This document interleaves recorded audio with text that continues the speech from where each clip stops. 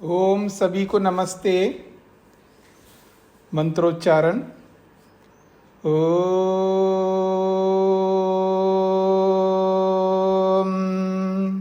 सहनाववतु सहनो भुनक्तु सह वीर्यं करवावहै तेजस्विनावधीतमस्तु मा विद्विषावहै। ओम शांति शांति शांति।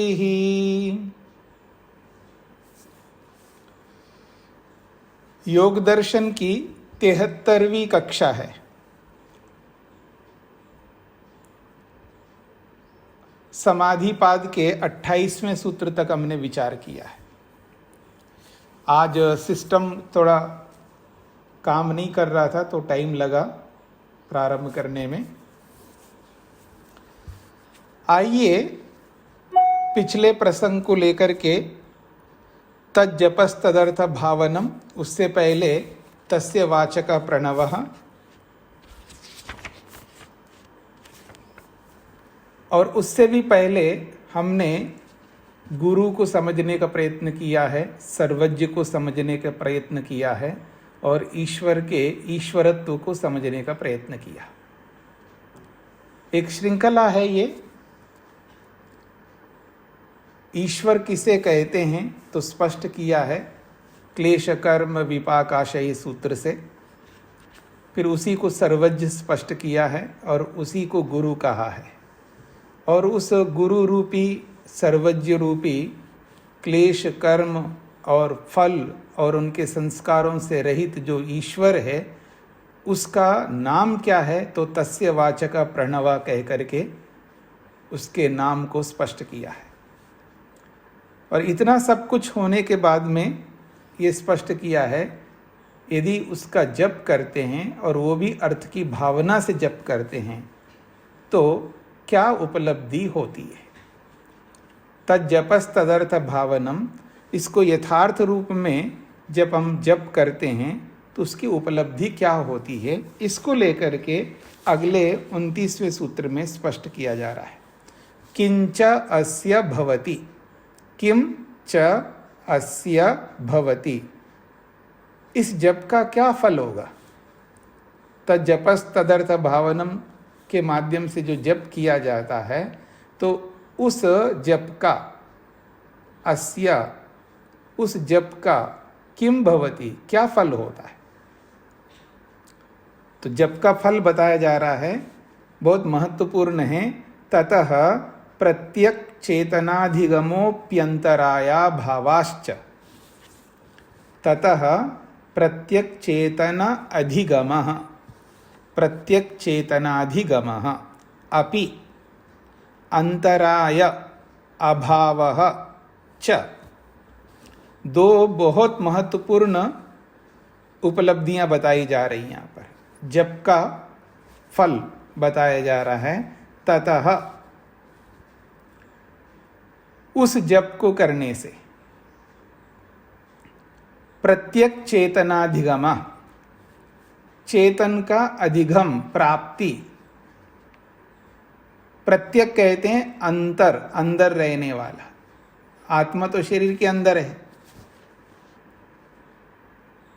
अपने ही शरीर के अंदर आत्मा है और अपने ही शरीर के अंदर परमात्मा भी है। आपके मन में आएगा कि शरीर के अंदर ही परमात्मा है या बाहर नहीं होता, वो तो सर्वव्यापक है, सब जगह होता है। पर प्राप्ति कहाँ पर होगी।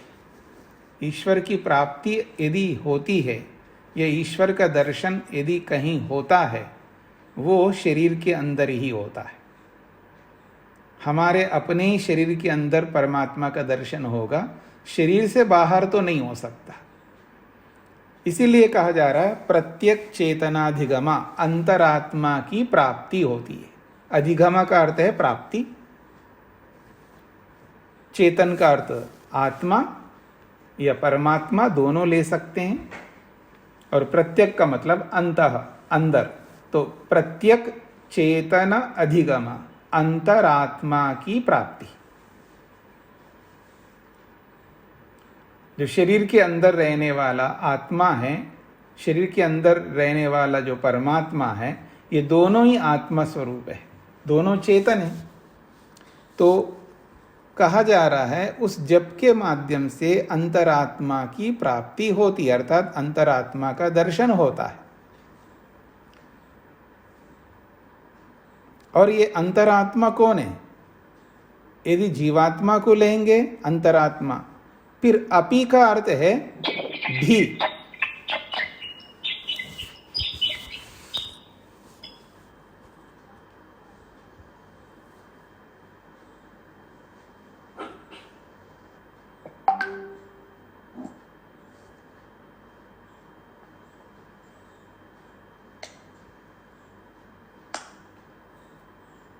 आप में से कोई बाद में भी जोड़ते हैं क्या? क्लास स्टार्ट होने के बाद में भी लोगों को जोड़ते हैं?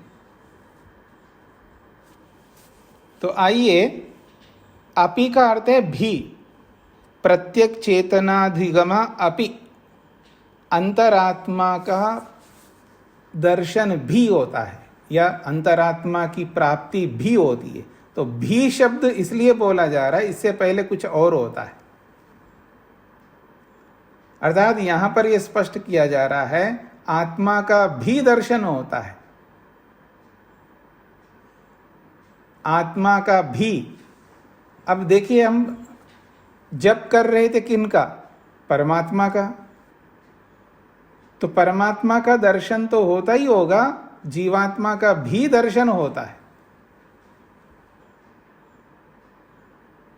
तो इसलिए दो दर्शन हो रहे हैं यहां पर, अंतरात्मा का भी दर्शन होता है। अर्थात परमात्मा का जब हम कर रहे थे तो उसका परिणाम परमात्मा का दर्शन होगा। तो यहां पर कहा जा रहा है अंतरात्मा का भी दर्शन होता है, अर्थात जीवात्मा का भी दर्शन होता है। अर्थात परमात्मा का दर्शन तो होगा ही होगा, पर जीवात्मा का भी दर्शन होता है। फिर कहा अंतराय अभावः, चा का मतलब है और क्या होगा? अंतरायों का अभाव होता है। अंतराय कहते हैं व्यवधान को, बाधक को। गाड़ी में बैठ के कभी जाते हैं आप? लॉन्ग ड्राइव में जा करके देखिए, जब नगर आने लगते हैं या गांव आने लगते हैं तो बीच बीच में स्पीड ब्रेकर्स भी आते रहते हैं, और वो अंतराय हमारे लिए। जिस गति से हम जा रहे हैं तो वो रोकते हैं हमको, वो बाधक हैं। तो अंतराय का अर्थ होता है बाधक तत्व। जो लक्ष्य में आगे बढ़ने लगता है व्यक्ति, तो उसके जीवन में बहुत सारी बाधाएं आती हैं। चाहे वो आप भौतिक क्षेत्र में देखो, आध्यात्मिक क्षेत्र में देखो, बिना बाधाओं के जीवन नहीं चल सकता। बाधाएं तो होंगी, और उन बाधाओं से जो घबराता है, परेशान होता है, दुखी होता है, वो कभी आगे बढ़ नहीं सकता। तो इसलिए जब बड़ी उपलब्धि को प्राप्त करना है तो ये वो बड़ी उपलब्धि है जिसके साथ में ये जो व्यवधान है, ये व्यवधानों को भी हटाना होता है। और व्यवधानों को हटाए बिना इतनी बड़ी उपलब्धियां नहीं प्राप्त हो सकती। तो ये साथ साथ ये सारे लाभ प्राप्त होंगे। कोई सोचे कि केवल जप करने मात्र से ये सब होगा, बिल्कुल नहीं होगा। और जप कौन करता है? पीछे हमने जो विचार किया था ना जप के बारे में, तज्जपस्तदर्थ भावनम, स्वाध्यायाद योगमासीता योगात् स्वाध्याय मामनेत, स्वाध्याय योग संपत्त्या परमात्मा प्रकाशते। अब वो जो स्वाध्याय है, उस स्वाध्याय में सब कुछ आ जाता है ना। जो हम स्वाध्याय करेंगे उस स्वाध्याय में सब कुछ आता है। स्वाध्याय में ये भी करेंगे ना कि आश्रम व्यवस्था क्या होती है, उसका भी स्वाध्याय करेंगे। जब उसका स्वाध्याय करेंगे तो उसका पालन करना होगा, आश्रम व्यवस्था का, वर्ण व्यवस्था का। और जिस जिस वर्ण में, जिस जिस आश्रम में हम रहेंगे, उस आश्रम के, उस वर्ण के कर्तव्यों का भी पालन करना होगा, क्योंकि स्वाध्याय यही संकेत करता है हमको। धर्म में प्रवृत्त करने का यदि दुनिया में कोई माध्यम है वो है स्वाध्याय। निरंतर जब स्वाध्याय करता है व्यक्ति तो उसका धर्म बढ़ेगा, और जैसे ही स्वाध्याय घटता जाता है तो उसका धर्म घटता जाता है। स्वाध्याय करना बहुत कम कर दिया लोगों ने, इसलिए उनका धर्म भी बहुत कम हो गया।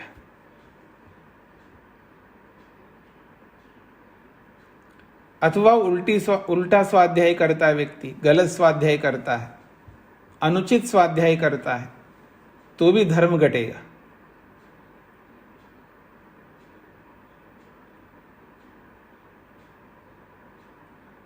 जैसे आज दुनिया में सबसे ज्यादा स्वाध्याय किसका होता है जी? इसका, जिनका भी होता है। सर्वाधिक समय किसके साथ बीतता है व्यक्ति का?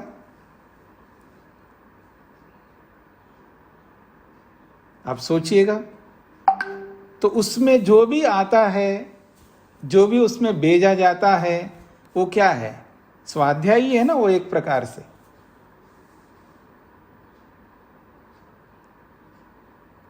तो ये जो स्वाध्याय है, स्वाध्याय तो कर ही रहा है व्यक्ति, लेकिन गलत स्वाध्याय जब करता है, अनुचित स्वाध्याय करता है, तो भी धर्म घटता है व्यक्ति का। स्वाध्याय तो करना है, लेकिन यथार्थ स्वाध्याय करना है। तो स्वाध्याय के साथ में बहुत सारे कर्तव्य, बहुत सारे नियम, बहुत सारी विधियां, ये सब जुड़ जाती हैं। तो उसके साथ में जब हम जप करते हैं तो निश्चित बात है उपलब्धि तो होगी। उसी उपलब्धि को इस सूत्र में स्पष्ट किया जा रहा है 29वें सूत्र में। ततः उस जप के माध्यम से प्रत्यक चेतनाधिगम अपि, अंतरात्मा का भी दर्शन होता है। परमात्मा का दर्शन तो होगा ही होगा, लेकिन जीवात्मा का भी दर्शन होगा। ये जप की महिमा है। और साथ में अंतराय, जितने भी व्यवधान आते हमारे जीवन में, मुसीबतें, बाधाएं, उन सब बाधाओं का विनाश हो जाता है। जब बहुत बड़ी उपलब्धि को प्राप्त करता है व्यक्ति, तो उसके जीवन में बाधाएं नहीं होती है। बाधाएं तब होती है जब बहुत छोटी छोटी उपलब्धियों के पीछे हम लगे रहते हैं। तो छोटी छोटी उपलब्धियां जैसे जैसे प्राप्त होती रहती हैं, वैसे वैसे बाधाएं जो है और अधिक बढ़ती जाती हैं। आप जब पीछे मुड़ करके देखिएगा, आपकी जो भी उपलब्धि है, धन की उपलब्धि, मकान की उपलब्धि, कपड़ों की उपलब्धि, जो भी उपलब्धियां होती हैं, उन सब उपलब्धियों के पीछे बाधाएं भी बहुत बढ़ती जा रही है। जितनी उपलब्धियां उतनी बाधाएं, याद रखना। इसलिए ऐसी बड़ी उपलब्धि को प्राप्त करना है जिस उपलब्धि को पाने पर वो बाधाएं समाप्त हो, ये वो उपलब्धि है। यानी दुनिया में आत्मा परमात्मा को प्राप्त करने पर ही बाधाएं समाप्त होती हैं। यदि आत्मा परमात्मा को हमने छोड़ दिया है तो याद रखना, बाधाएं, मुसीबत ही मुसीबतें, कष्ट ही कष्ट हैं, क्लेश ही क्लेश हैं, दुख ही दुख है। इस बात पर ध्यान देना। तो उस जप के माध्यम से अंतरात्मा का भी दर्शन होता है और साथ में अंतरायों का अभाव होता है। अब ये अंतराय क्या चीज है? अंतराय अभावः, इसका अर्थ बता रहे हैं, ये तावद अंतरायाः व्याधि प्रभृतयः। ये जो अंतराय है वो व्याधि प्रभृति हैं, जो आगे 30वें सूत्र में बताएंगे। व्याधि, स्थान, संशय, प्रमाद, आलस्य, अविरति, भ्रांति दर्शन, अलब्ध भूमिकत्व अनवस्थितत्वानि चित्त विक्षेपा ते अंतराया, इनको अंतराय कहते हैं। आगे 30वें सूत्र में समझने का प्रयत्न करेंगे अंतराय क्या है, और बहुत महत्वपूर्ण सूत्र है 30वां सूत्र।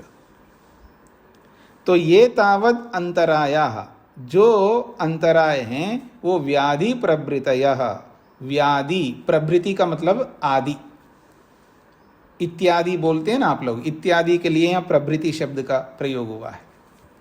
व्याधि आदि अंतराय हैं।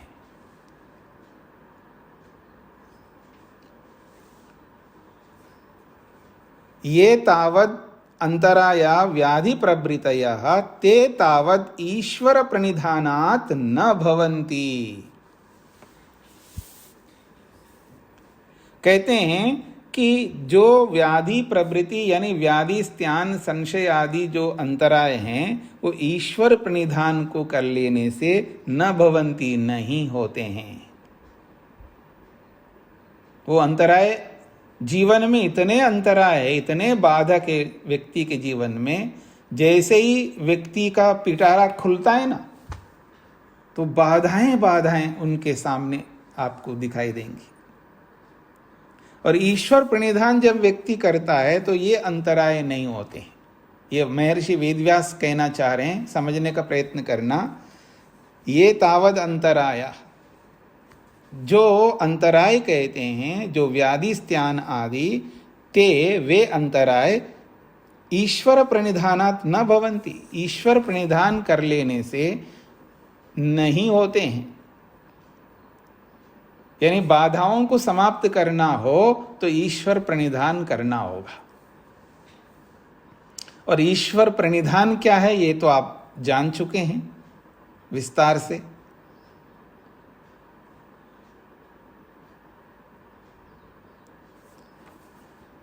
प्रत्यक चेतनाधिगम का अर्थ समझा रहे हैं। स्वरूप दर्शनम अपि अस्य भवति, अस्य आत्मनः, इस जीवात्मा का स्वरूप दर्शनम अपि भवति, स्वरूप दर्शन, अपने स्वरूप का भी दर्शन होता है। अपने स्वरूप का भी दर्शन होता है। आज हम अपने स्वरूप का दर्शन नहीं कर रहे हैं हम लोग, हमें नहीं पता है अपना स्वरूप क्या है। आप में से किसी को पता हो तो हाथ खड़ा कर सकते हैं, देखते हैं किनको अपना स्वरूप का पता है। क्यों जी? अपने स्वरूप को पता अगर कोई कहेंगे ना तो भी फंसेंगे, और ना कहेंगे तो भी फंसेंगे। क्यों जी? जब कोई व्यक्ति ये कहेगा कि मैं अपने आप को जानता हूं, अरे जानते हो तो सामने वाले को दुख क्यों दे रहे हो आप? सामने वाले को दुख वही देता है जो अपने स्वरूप को नहीं जानता है।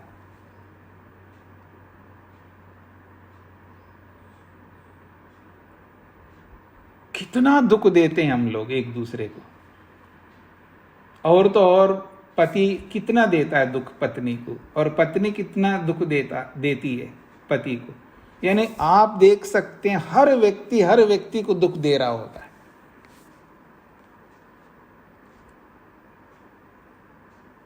ये जो इच्छा विघात समझते हैं आप लोग, इच्छा विघात, जैसे ही व्यक्ति की अपनी इच्छा का विघात करता है ना सामने वाला, कोई भी जो चाह रखता है व्यक्ति, उस चाह की पूर्ति जब नहीं हो रही होती है, अर्थात मोटी भाषा में कहूं उसके मन मुताबिक अगर कोई सामने वाला कोई भी हो, माँ हो, पिता हो, पति हो, पत्नी हो, गुरु हो, शिष्य हो, पड़ोसी हो, कैसा भी हो, जब अपने मन के अनुरूप जो कोई भी नहीं करता है और वहीं दुख देना प्रारंभ करता है, और मन से तो बखूबी देता ही देता है, अवसर आते ही वाणी से देता है। मन से तो देगा ही देगा, मन को तो रोक ही नहीं सकता वो। मन से तो दुख देता ही देता है, लेकिन अवसर आते ही वाणी से दुख देता है।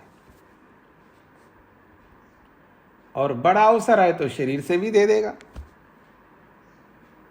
दुख दिए बिना नहीं रह सकता वो। क्यों? क्योंकि उसके मन के अनुरूप सामने वाला नहीं करता। कोई भी हो, कोई भी हो, हम एक दूसरे से कितना ही प्रेम करते हो, लेकिन जिस समय हमारे मन के अनुरूप सामने वाला किंचित भी थोड़ा मात्र, बहुत थोड़ी बहुत भी विपरीत करता है, तो तुरंत हमारा मन बदल जाता है। मन का स्वरूप बिल्कुल बदल जाता है। गिरगिट जानते हैं ना, गिरगिट को कैसे बदलता है वो? ऐसा ही आदमी बदल जाता है। बस उसके मन को ठेस नहीं पहुंचा सकते आप। और कौन दुनिया में ऐसा है जो सामने वाले के मन को ठेस ना पहुंचाता हो? हम है ही ठेस पहुंचाने के लिए एक दूसरे के।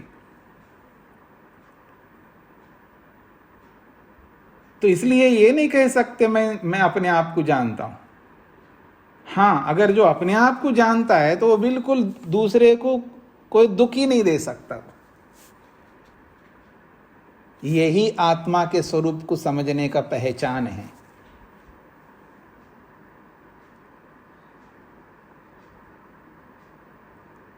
इसलिए हम अपने आप को नहीं जानते।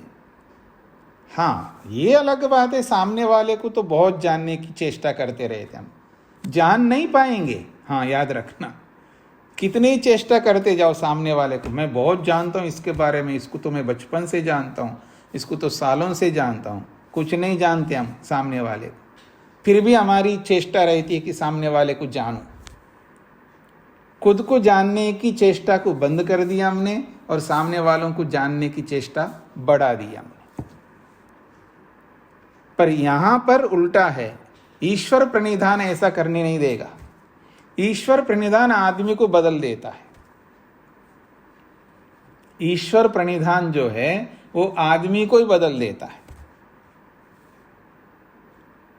ये एक ऐसी दवाई है, अगर इसको पी ले ना आदमी, इस ईश्वर प्रणिधान रूपी दवाई ऐसी दवाई है, इसका अगर कोई पी ले तो उसका स्वरूप ही आमूल चूल परिवर्तन हो जाएगा। वो पीता नहीं है, बड़ी मुश्किल है इस दवाई को, वो पीता नहीं है, बहुत डरता है।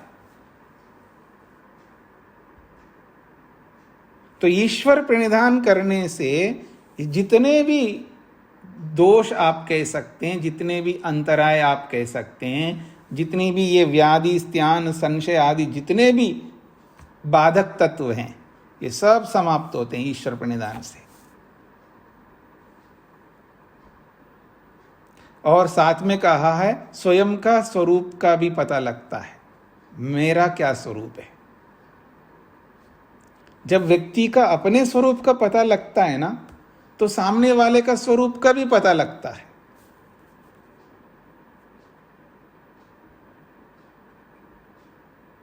आप थोड़ा सा सोचें। हाँ जी, मेरी ओर देखना।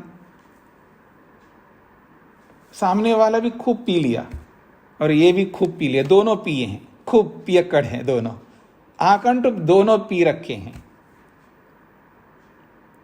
अब देखना दोनों एक दूसरे का क्या बिगाड़ेंगे जी।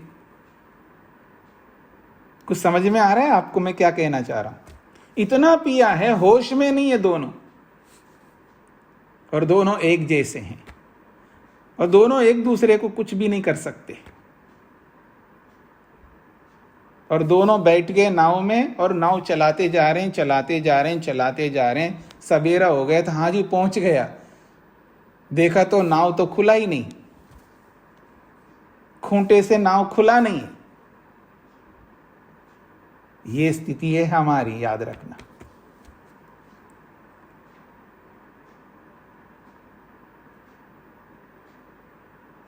तो दोनों एक जैसा पिए हुए हैं तो एक दूसरे का कुछ भी हानि नहीं कर सकते, दोनों सेम होते हैं, एक जैसे होते हैं। तो ठीक इसी प्रकार से जब अपने स्वरूप का दर्शन हो जाता है, तो जैसा अपने आप को देख रहा होता, सामने वाले को भी वैसा ही देख रहा होता है। जब दोनों एक जैसा एक दूसरे, यानी वो तो नहीं देख रहा है सामने वाला, जब ये स्वयं अपने आप को देखा और उसको भी देखता है तो उसको अपना जैसा ही देखता है, तो उसके साथ में क्या गड़बड़ करेगा? कुछ नहीं कर पाएगा, क्योंकि उसके पास कुछ नहीं है। जैसे मेरे पास कुछ नहीं है, तो उसके, अब दोनों कंगाल हो तो एक दूसरे का क्या कर पाएंगे? कुछ नहीं कर पाएंगे। मेरी बात को समझने का प्रयत्न करना। दोनों कंगाल समझते हैं ना, ये नहीं समझेंगे तो कौन समझेंगे? बहुत अच्छी तरह समझते हैं आप कंगाल को। तो जब दोनों कुछ भी नहीं है हाथ में, तो क्या करेंगे हम एक दूसरे का? कुछ नहीं कर सकते। चाहे इनको हंस करके समझ लो या गंभीर होकर के समझ लो, आत्मदर्शन होना जरूरी है। इस आत्मदर्शन ना होने के कारण से हम एक दूसरे को दुख देने में लगे हुए हैं, अवसर चूकते नहीं है। तो ये कहा जा रहा है स्वरूप दर्शनम अपि अस्य भवति, इस आत्मा को अपने स्वरूप का भी दर्शन होता है। भी का मतलब परमात्मा का तो होता ही होता है। कैसे? वो सारा जोड़ते जाइएगा। वो जप के पीछे क्या क्या जोड़ा हुआ है वो बता दिया इन्होंने। ईश्वर प्रणिधान जोड़ा हुआ है, और ईश्वर प्रणिधान में क्या नहीं आता है? सब कुछ आता है, क्योंकि वो भक्ति विशेष है ईश्वर प्रणिधान। और भक्ति विशेष का अर्थ आपको पता लग गया क्या होता है भक्ति विशेष। तो ये सब करना होगा। ऐसे नहीं है कोई ये सोचे कि हाँ सूत्र तो कहता है ततः प्रत्येक चेतनादिगम, जब करते रहो और अंतरात्मा का दर्शन हो जाएगा और कुछ करने की जरूरत ही नहीं। इसलिए आप देखना, आदमी सुबह से लेकर शाम तक पता नहीं क्या कर रहा होता है, जब उसका ध्यान का समय आता है कितना ऐसा बन जाता है, स्नान करता है और ऐसे जगह बैठता है, मेरे को कोई डिस्टर्ब नहीं, बिल्कुल नहीं करना कोई डिस्टर्ब मेरे को, हाँ मैं भगवान का ध्यान करने जा रहा हूँ। और वो क्या ध्यान करता है, कमाल है, क्या लगा रहता है, एड़ी से छोटी तक जोर इतना लगा रहा होता है अपने मन को भगवान में जोड़ने का, पर बेचारा जोड़ नहीं पाता है, जोड़ नहीं पाता है।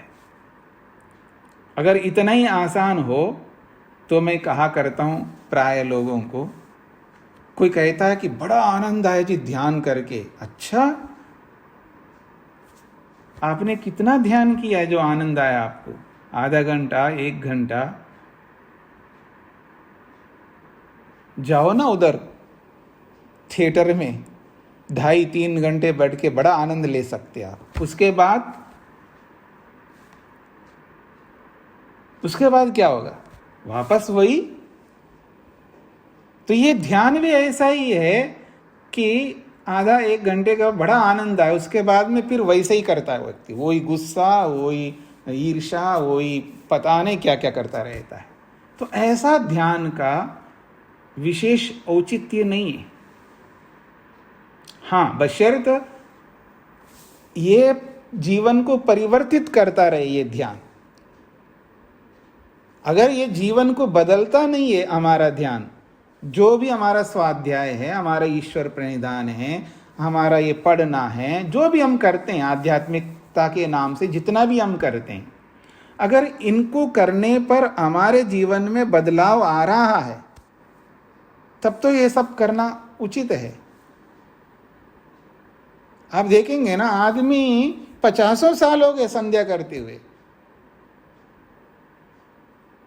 लेकिन 50 साल पहले जैसा धार्मिक था उससे भी गया गुजरा धार्मिकता आ गई अब, यानी धार्मिकता रही नहीं। धार्मिकता बढ़नी चाहिए हमारे में, लेकिन धार्मिकता घटती जा रही है। फिर इस तरह का ध्यान कब तक करेंगे जिससे धार्मिकता और घटती जा रही है हमारी? तो इस दृष्टि से देखना है हमें कि हमें केवल दूसरों को दिखाने के लिए ध्यान नहीं करना, दूसरों को दिखाने के लिए अच्छे कर्म नहीं करने, क्योंकि हमारी जो प्रवृत्ति है दूसरों को दिखाने में सुबह से लेकर रात तक है। पता नहीं किस किस से हम दिखाते हैं, पर ईश्वर को दिखाना नहीं चाहते। जिसको दिखाने से अंतर आता है उसको तो दिखाना नहीं है, और जिसको दिखाने से कोई अंतर आने का नहीं उसी को दिखाने में लगे हम लोग।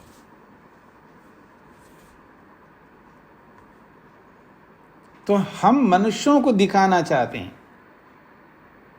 हमारी अच्छाई भी होगी तो उसको भी मनुष्य को दिखाना चाहेंगे।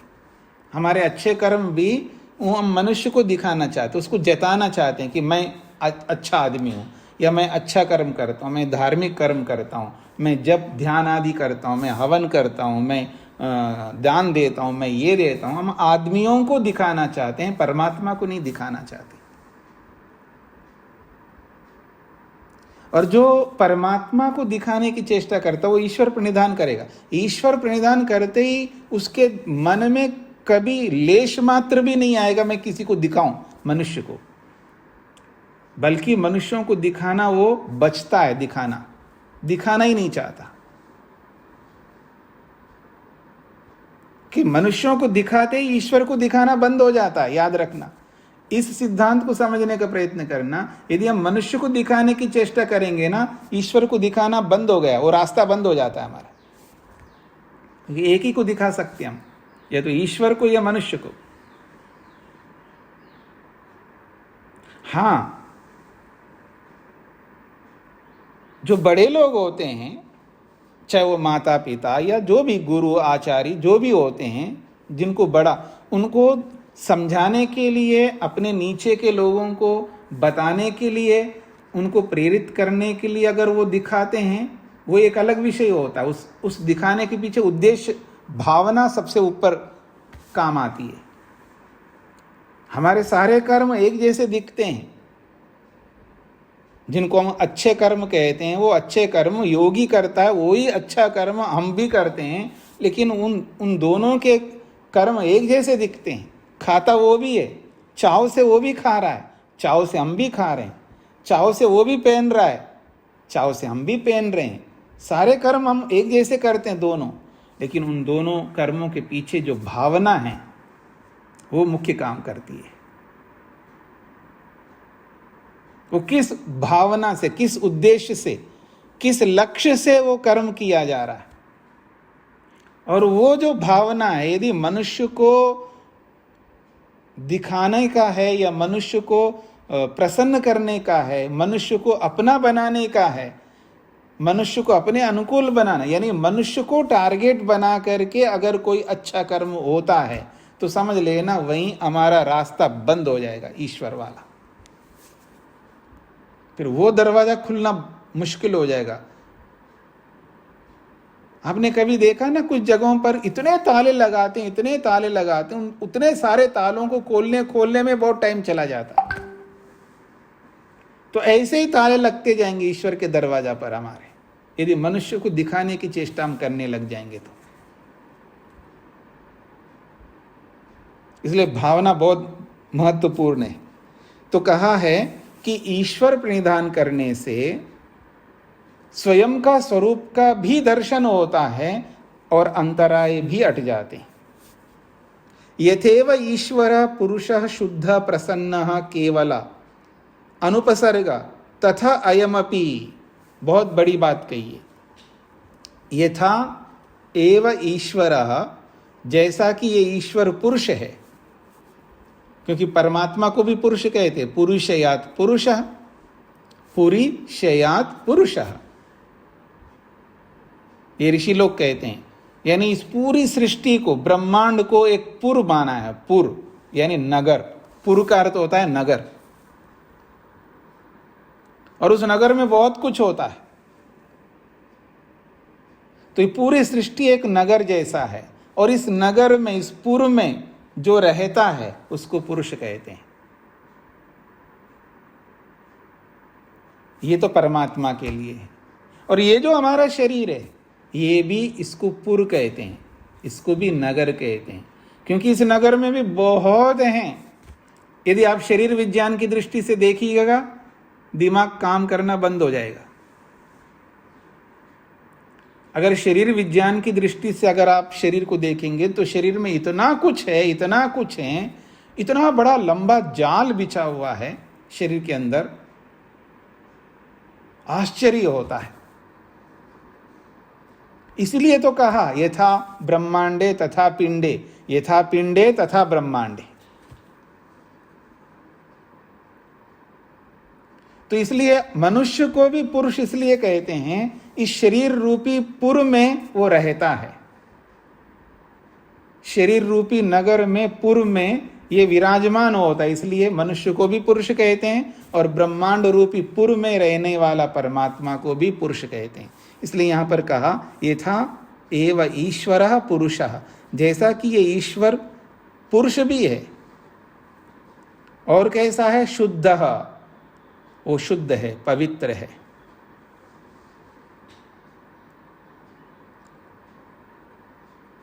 देखिए, शुद्धता, पवित्रता एक बहुत बड़ी चीज है, पवित्र होना।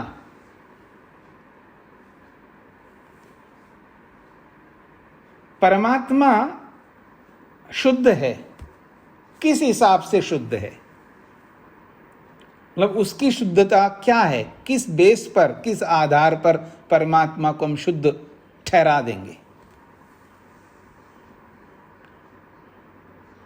तो शुद्धि जब आती है बात, तो अशुद्धि की भी बात आएगी। दोनों के बीच में ही पता लगेगा ना कि ये शुद्ध है, ये अशुद्ध है।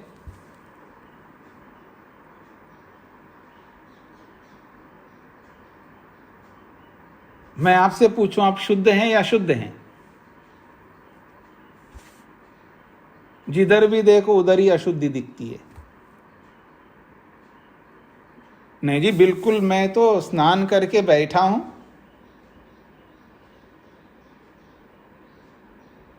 कितने देर हो गए आपको बैठे स्नान करके? कितनी देर हो गई जी आपको स्नान करके बैठे? 40 मिनट हो रहा है। 40 मिनट में पता नहीं कितनी अशुद्धि निकली है शरीर में। कहाँ शुद्ध है? और इसका विस्तार तो आपको आगे समझ में आएगा, स्वयं महर्षि वेदव्यास बताएंगे। कहने का अभिप्राय है, शरीर अशुद्ध हो सकता है, इंद्रियां भी अशुद्ध हो सकती हैं, मन भी अशुद्ध होता है। और आज जो हम अनुभव करते हैं, अनुभूति जिसको आप कहते हैं, अनुभूति करना, अनुभव करना आत्मा का एक स्वरूप है, स्वभाव है, अनुभव करता है। और हमारी जो अनुभूति है वो कितनी अशुद्ध अनुभूति है, इस पर ध्यान दीजिएगा। जिस किसी भी वस्तु को जब हम अनुभव करते हैं, जड़ हो या चेतन हो, वो अनुभूति यदि शुद्ध नहीं है तो हम अशुद्ध हैं। क्योंकि अनुभूति अशुद्ध है तो इसका मतलब अनुभूति को करने वाला भी अशुद्ध है, ऐसा मान लीजिएगा। और ईश्वर शुद्ध है क्योंकि वो जो अनुभव करता है वो यथार्थ करता है। ईश्वर की जो अनुभूति होती, अच्छा, ईश्वर अनुभूति करता है नहीं करता है? करता है ना। बिना अनुभूति की हमारे कर्मों का फल कैसे देगा? आप क्या है, मैं क्या हूं, इसको अनुभव किए बिना, हमारे कर्मों को अनुभव किए बिना, हमारी क्रियाओं को अनुभव किए बिना वो कैसे निर्णय करेगा, कैसे फल देगा? अनुभव तो ईश्वर करता है, उसकी अनुभूति तो है, पर उसकी अनुभूति यथार्थ होती है। जैसे हम होते हैं वैसा ही अनुभव करता है। जैसा आपका मन मेरा मन है वैसा ही अनुभव करता है। जैसी आपकी वाणी है, जैसी मेरी वाणी है, वैसा ही अनुभव करता है। और जैसे ही हम शरीर से क्रियाएं करते हैं, जैसे करते हैं वैसे ही अनुभव करता है। उसकी अनुभूति में कोई अंतर नहीं आता। सद्भूतम अर्थम प्रद्योतयति, यथार्थ अनुभूति करता है वो, यथार्थ अनुभव करता है, इसलिए वो शुद्ध है। उसकी अनुभूति शुद्ध है, यथार्थ है, और हमारी अनुभूति अशुद्ध है, अपवित्र है। तो ईश्वर जो है वो पुरुष है, शुद्ध है और प्रसन्न रहता है। ये ईश्वर की बहुत बड़ी क्वालिटी है। ईश्वर कभी अप्रसन्न नहीं होता।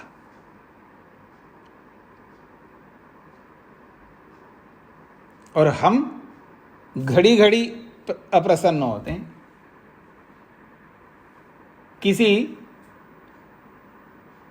महापुरुष ने कहा है, शनै तुष्टा शनै रुष्टः, मतलब आदमी जैसे छोटे बच्चे होते हैं ना, रोते रहते हैं, पता नहीं एक क्षण में ही हंसने लगते हैं, अगले क्षण में कुछ और करने लगते हैं, अगले क्षण में कुछ और करने लगते हैं। कैसे बदलते हैं बच्चे, छोटे बच्चे? ऐसे ही हम बदलते हैं, ऐसे ही हम बदलते हैं। अर्थात हम प्रसन्न नहीं रह सकते हर समय। हमारे जीवन में अप्रसन्नता सर्वाधिक है।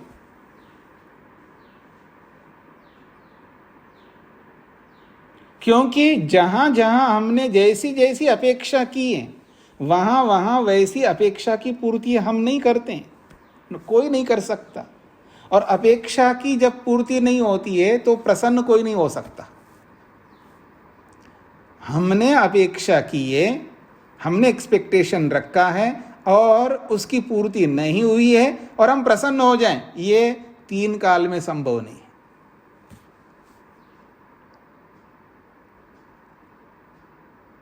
क्योंकि अविद्या है ना साथ में, अविद्या साथ में जुड़ी हुई है, इसलिए ये नहीं हो सकता हमारी अपेक्षा की पूर्ति सामने वाले ने नहीं किया और हम प्रसन्न हो जाएं, ये हो नहीं सकता।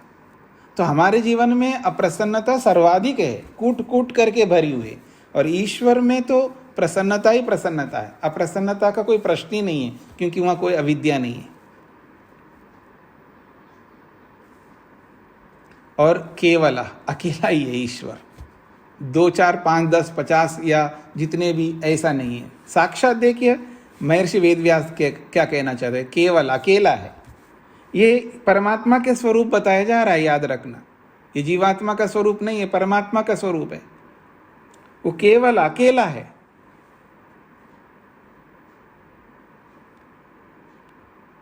अकेला, ये बहुत बड़ी बात होना है। अब कैवल्य पाद में भी अकेला होंगे हम कभी ना कभी, उस अकेले स्वरूप को भी समझेंगे वहां पर। यहां तो इतना ही समझते हैं, अकेला ईश्वर केवल एक ही है, एक ही ईश्वर है बस। और अनुपसर्ग, उपसर्ग कहते हैं बाधाओं को, उपसर्ग कहते हैं बाधाओं को, दुखों को, कष्टों को, क्लेशों को, पीड़ाओं को, समस्याओं को। अर्थात यूं समझ लीजिएगा, जिसको हम नहीं चाहते हैं वो है अनुपसर्ग।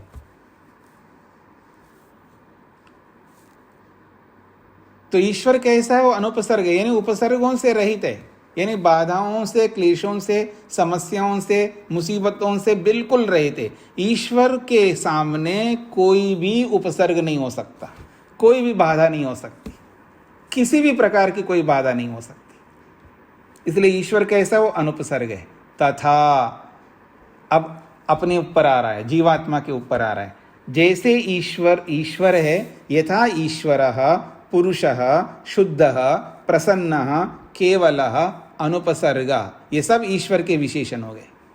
तथा ठीक उसी प्रकार से अयम अपि, यह जीवात्मा भी। कैसा ये जीवात्मा, उसके लिए एक विशेषण दिया है, बुद्धेः प्रतिसंवेदी।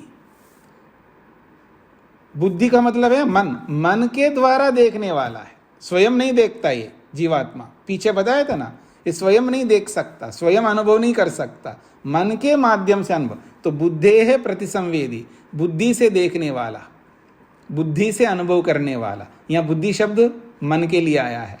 तो मन से अनुभव करने वाला यह पुरुषः, जो जीवात्मा रूपी पुरुष है,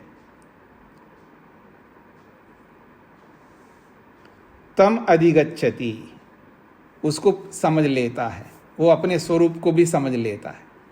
जीवात्मा अपने स्वरूप को अनुभव कर लेता है। जैसा ईश्वर है वैसा ही अपने आप को अनुभव करता है या अपने स्वरूप को पहचान लेता है। अयमपि बुद्धे प्रतिसंवेदी, यह जीवात्मा भी बुद्धि से देखने वाला यह पुरुषः, जो पुरुष आत्मा है, तम अधिगच्छति, अपने स्वरूप को जान लेता है, अपने स्वरूप को प्राप्त कर लेता है, अपने स्वरूप को देख लेता है। ये इसका अभिप्राय है।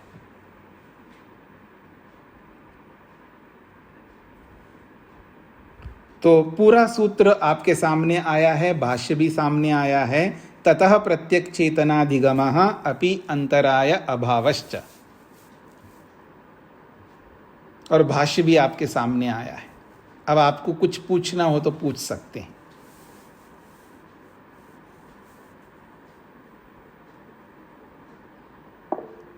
हाँ जी, प्रेम कुमार जी।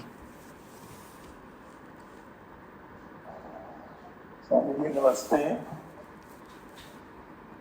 केवलो अनुपसर्ग, इसका बताएं क्या?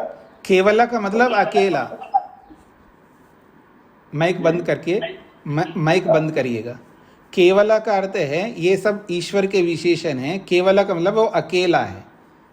2 4 5 10 50 100 हजारों ईश्वर नहीं है, अकेला है, केवल है। और अनुपसर्ग का मतलब बाधा रहित है। ईश्वर के सामने कोई बाधा, कोई मुसीबत नहीं है। उपसर्ग कहते हैं बाधा को, और अनुपसर्ग का मतलब है बाधा रहित है, दोष रहित है, ऐसा भी आप कह सकते हैं। हो गया जी, स्पष्ट हो गया जी? और किसी का प्रश्न?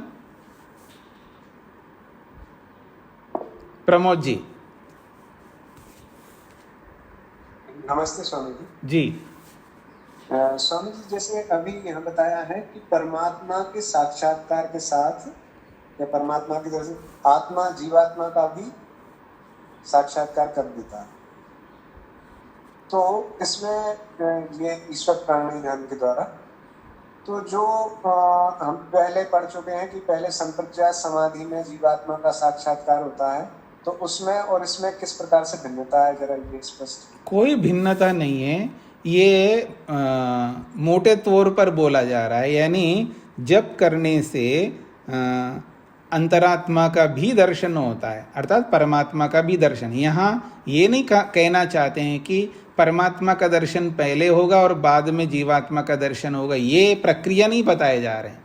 ये बताया जा रहा है ऐसा है जी, आप ध्यान में वहाँ ध्यान कराने वाले ध्यान करा रहे हैं, कोई आगे हैं ध्यान कराने, आप भी जाओ, वहाँ जाओगे तो आपका ये भी समस्या का समाधान होगा, ये भी होगा, वो भी होगा। ऐसा कुछ उपलब्धियाँ बोलते हैं ना, कुछ उपलब्धियाँ बोलते हैं। वहाँ ये बताना उद्देश्य नहीं है कि क्रम से इसके पहले ये होगा फिर इसके ये, वो ये केवल लाभ बता रहे हैं कि ऐसा करने से ये लाभ भी होते हैं।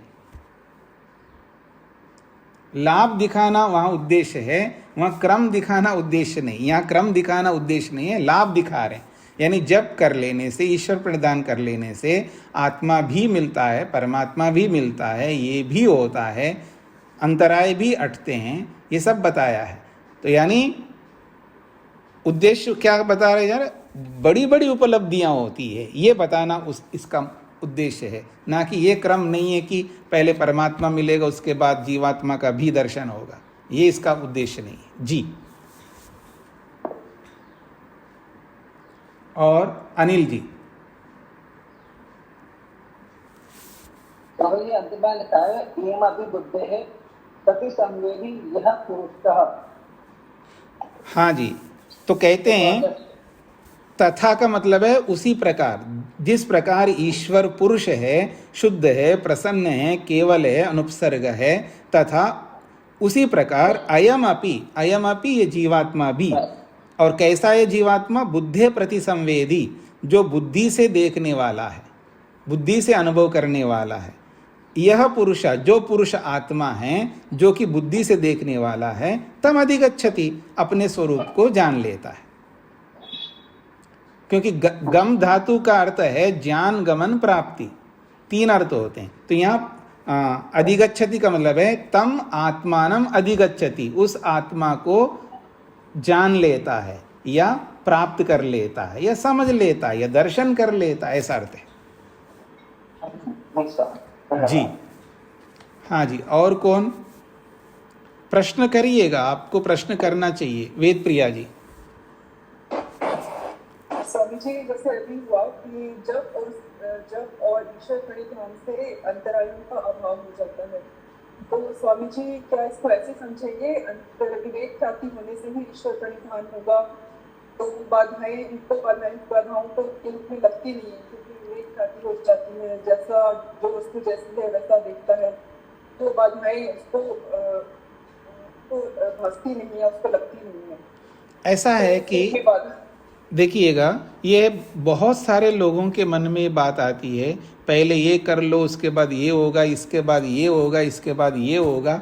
ऐसा क्रम नहीं है यहाँ पर। यहाँ बिना क्रम के सब साथ करने होते हैं, और जितना जितना जिसका प्रतिशत हम कर रहे होते हैं उसकी उतनी उतनी उपलब्धि हो रही होती है। यानी आप ये नहीं कह सकते पहले सब पहले विवेक ख्याति पूर्ण होगी उसके बाद में फिर ये होगा, ऐसा नहीं होगा। विवेक ख्याति भी एकदम नहीं होती है किसी को भी, वो विवेक ख्याति प्रतिशत में होती रहती है हमारे पुरुषार्थ के अनुसार, और जिस दिन वो पूर्ण प्रतिशत सामने आ जाएगा तब कहा जाता है इसको वैराग्य हो गए। इसलिए तो अपर वैराग्य बताया, पर वैराग्य बताया। अब अपर वैराग्य और पर वैराग्य, दो वैराग्य बताए, तो उस अपर से भी पहले बहुत छोटे छोटे वैराग्य होते ही रहते हैं हमारे। ऐसे एकदम अपर वैराग्य नहीं होता किसी को, उससे पहले कई वैराग्य, कई प्रकार के वैराग्य होते हैं।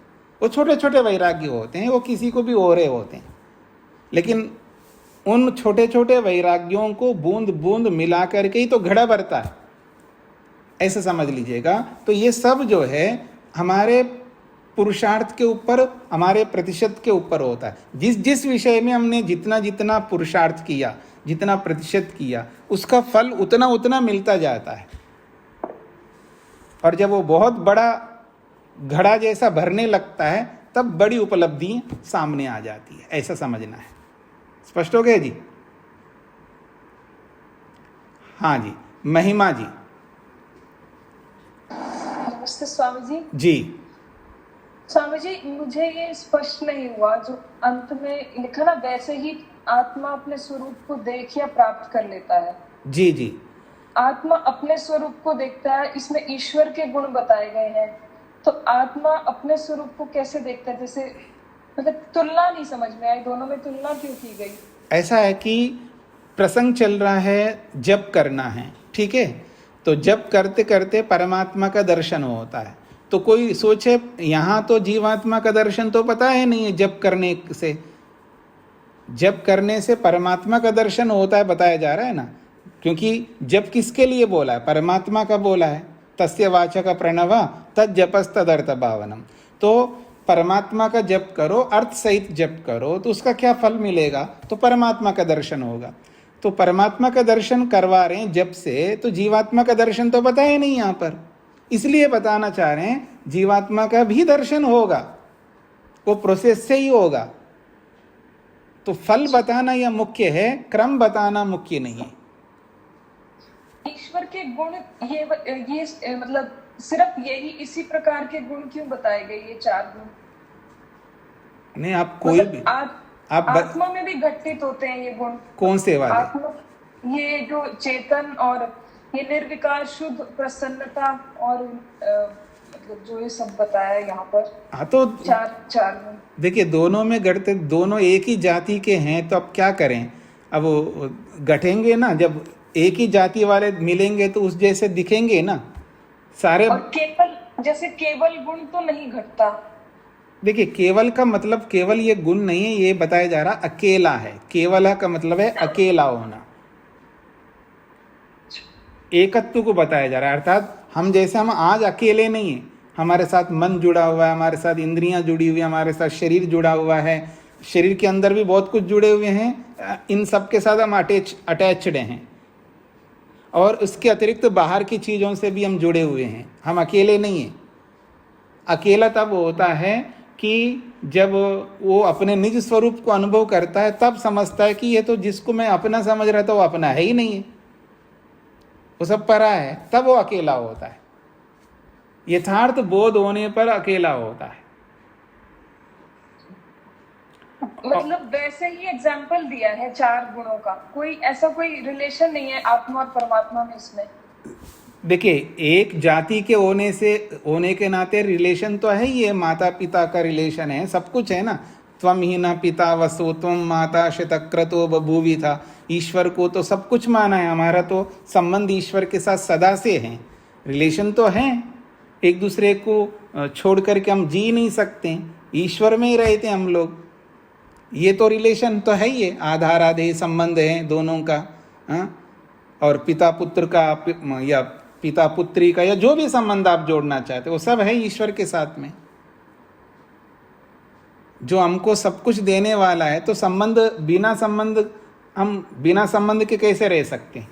हमें तो कुछ ना कुछ संबंध तो जोड़ना पड़ेगा ना हमको। जी, केवल इसी परिप्रेक्ष्य में पूछ रही, केवल इसी सूत्र के। यह परिप्रेक्ष्य ऐसा है, केवल स्वरूप बताते हुए वो स्वरूप लिया है जो जीवात्मा के साथ मिलते जुलते स्वरूप है। इसी से जीवात्मा का स्वरूप समझ में आता है। वो स्वरूप नहीं ले सकते जो स्वरूप जीवात्मा में नहीं मिल सकते। मतलब ईश्वर सर्वव्यापक है, अब वैसा ही ये ऐसा तो बोल नहीं सकते, तो वही गुण बोल सकते हैं जो दोनों में मिलते जुलते हो, इसलिए उन गुणों को लेकर के बोला है यहाँ पर। जी हाँ, ठीक है, धन्यवाद। हाँ जी, बेंधु जी।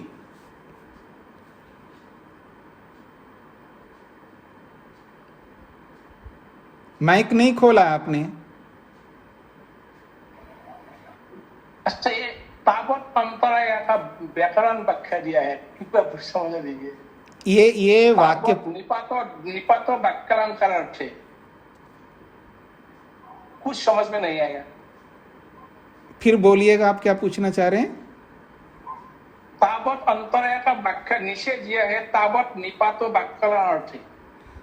अच्छा, तावत निपातो वाक्य अलंकार अर्थ है। अच्छा, ये नहीं समझ में, टिप्पणी देख रहे हैं। हाँ जी। तावत शब्द जो है निपात कहलाता है, यानी जो 4 प्रकार के शब्द मैंने कई बार सुनाया था, 4 प्रकार के शब्द होते हैं।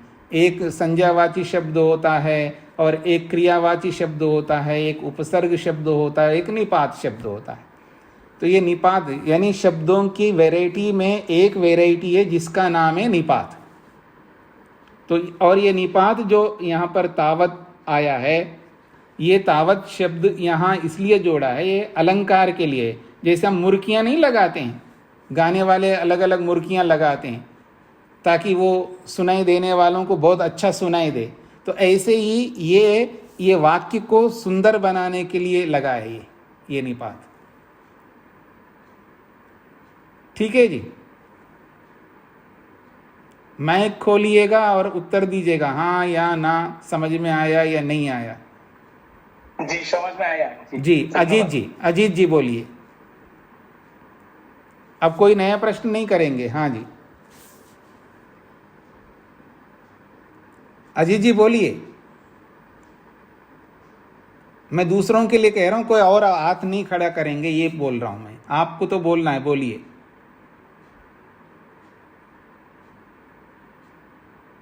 अच्छा, उनको नहीं सुनाई दे रहा होगा हमारी बात, तो इसको यहीं पर विराम देते हैं जी, फिर मिलते हैं कल। ओम शांति शांति शांति।